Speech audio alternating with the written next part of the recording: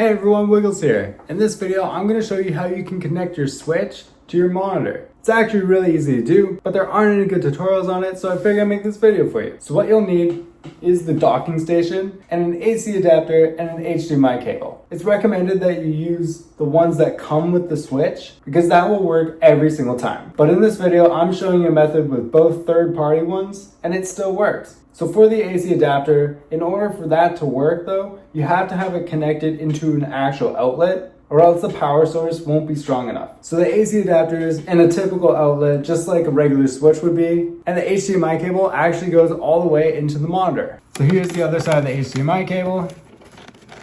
So just like using a Nintendo Switch into a dock, you're able to take the Joy-Cons out of it and use the Joy-Cons as a controller.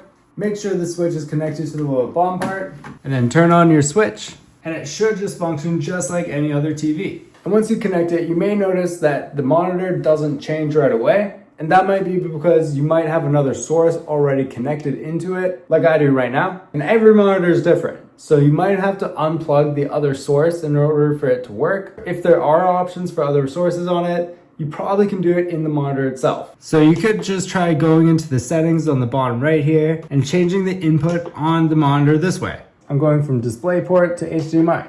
And here's my controller, and it's just gonna connect just like any other time. So when you plug it in, you might notice that your monitor doesn't have sound, but the way to fix that is by plugging in some kind of headphones or even a Bluetooth audio device, and the sound will work perfectly fine. In my case, I have these USB headphones. You can just plug this in right into the docking station. And if you're doing it by Bluetooth, so you just go to your home settings, go to the cogwheel, head on over to Bluetooth audio, and pair a device. So whatever kind of Bluetooth device you would have, you just hold the sync button. Should take like a minute to connect, and then you'll have it right here. All right, that's it from me. I hope this video helped you out. If it did, please give it a like to tell YouTube it's a good video so it can be shared to more people like yourself. And please subscribe to my channel to see more great tutorials just like this. Have a great day, everyone. Cheers.